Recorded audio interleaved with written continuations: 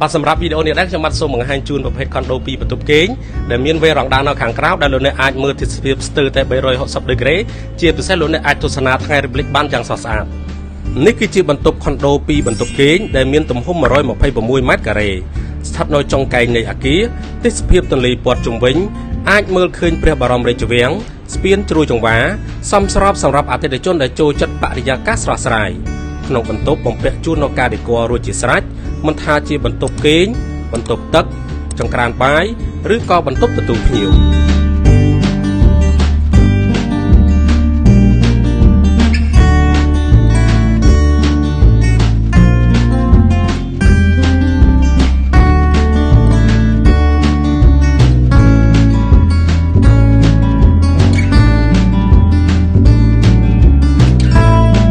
ដើម្បីទទួលបានព័ត៌មានកាន់តែលម្អិតទាក់ទងនឹងលក្ខខណ្ឌបង់ប្រាក់និង promotion ផ្សេងៗមុនឱកាសបុណ្យចូលឆ្នាំប្រពៃណីជាតិខ្មែរសូមពុកម៉ែបងប្អូនឆាតចូលក្នុងប្រអប់ chat page ឬលេខទំនាក់ទំនងដែលបងប្អូនបានបង្ហាញជូនសូមអរគុណ